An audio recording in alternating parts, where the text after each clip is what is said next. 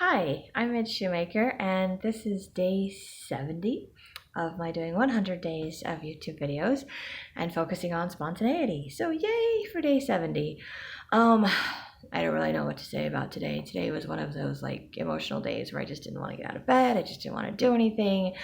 I was just having a late start for everything. I did randomly check my email because I was bored and trying to avoid doing anything for the day, which is not good, but I was doing it anyway.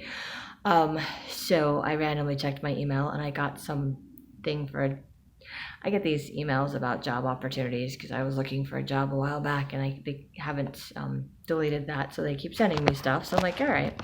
And every once in a while I'll look at it and I'll apply for something. So I randomly applied for something, and as I'm applying for it, it comes up with this thing for the application, and it wants to know how many years of experience you have doing this stuff. And then it's like 2 to 5 years. I'm like, I have 0, but it won't let you enter anything too. So I was like, they're going to look at my resume and recognize that I don't have 2 years of experience. I mean, haven't really worked as an administrative assistant before, but I've worked as clerical positions multiple times. I've done lots of data entry stuff. So I'm sure I could figure out how to be an administrative assistant. I don't think it's that different or that hard, but I haven't had that, and I haven't done anything that had to do with contracts before, but I've worked at the courts for a couple of years. But that was years ago. So I'm like, I don't know the systems or whatever that they use now, but I'm like, I could learn how to do it. But I don't actually anticipate hearing back from this company about this job, even though that would be nice. I don't know if I actually want it, but it might be nice. Anyway, I don't anticipate hearing back from them simply because I don't feel like I'm actually qualified, and I hate lying on an application. I wasn't trying to lie on the application, so I'm like, well, either I can't apply for the job, or I have to lie and say I have 2 years of experience because that's the minimum. It forces you to put that in there.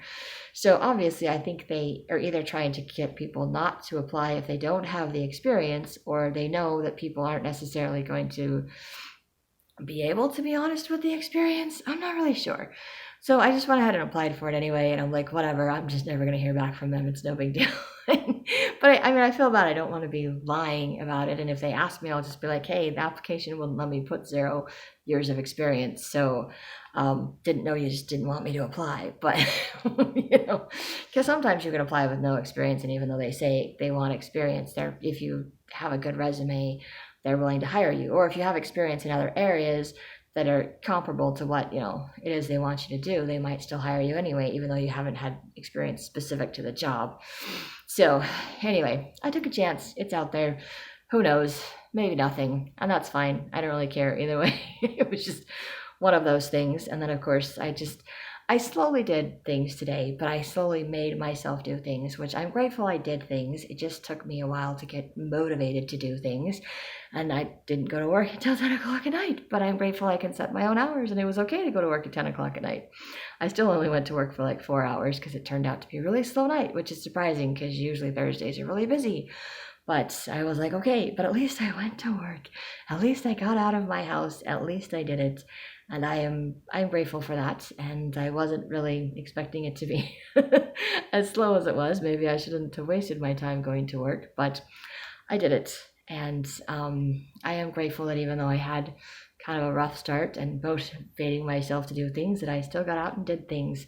I always feel better when I do that. So yay for doing things, even if they are spontaneous or kind of forced at some point, even if things don't work out the way that I want them to. That's the whole point of it being spontaneous. I think that's one of the lessons God is trying to teach me in doing these spontaneity videos, is that my life is going to be spontaneous. I am going to do a lot of things that maybe aren't working out the way that I have planned or see in my head, but it's okay because it's still working out one way or the other, because things are still getting done. So and I can still have fun and enjoy my life. I don't have to beat myself up for it not going according to plan. So I am grateful for that too. So grateful for the little lessons in learning about spontaneity. And if you like these videos or you find them helpful in any way, shape, or form, you can hit like, subscribe, share with someone else if you think they'll like it too.